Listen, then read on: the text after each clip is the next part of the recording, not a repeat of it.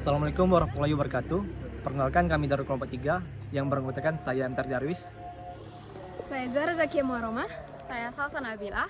Dan saya Leona Angelika Gultom. Dan satu lagi, Dan saya Muhammad Farabi. Selamat menyaksikan.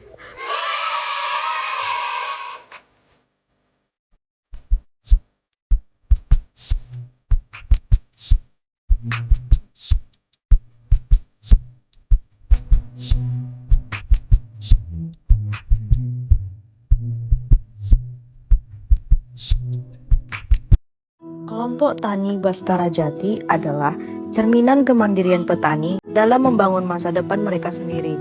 Didirikan oleh Pak Ahmad Topan pada tahun 2007, bernama Baskara Jati.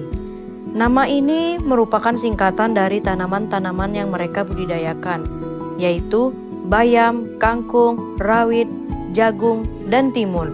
Sejak awal, kelompok ini dirancang sebagai wadah bagi petani untuk saling mendukung, mempermudah akses usaha tani, dan memperkuat ekonomi bersama.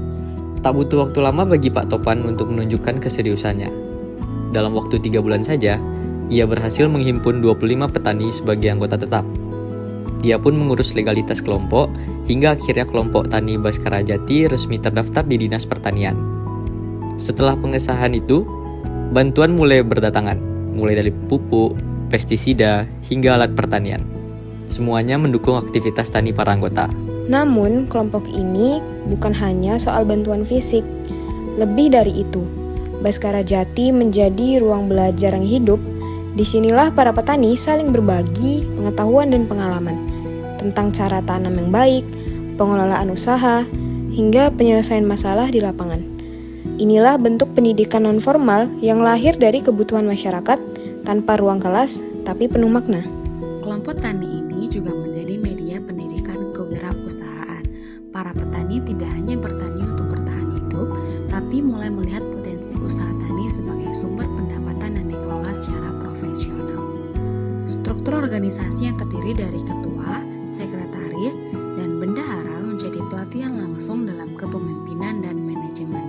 Mereka belajar bertanggung jawab, bekerja sama, dan membangun sistem yang berkelanjutan. Namun, waktu membawa tantangannya sendiri. Seiring dengan bertambahnya pembangunan perumahan, banyak lahan pertanian yang difungsikan. Jumlah anggota pun mulai berkurang akibat dari alih fungsi lahan tersebut. Dari sini kita belajar bahwa pendidikan lingkungan dan kesadaran sosial sangat penting, di mana pembangunan tidak boleh mengorbankan keberlangsungan sektor pertanian. Ladang bukan sekedar tempat menanam, tetapi tempat hidup dan belajar bagi banyak orang. Sekian video dari kami, terima kasih. Wassalamualaikum warahmatullahi wabarakatuh. Window ku pangimpi kayo repolo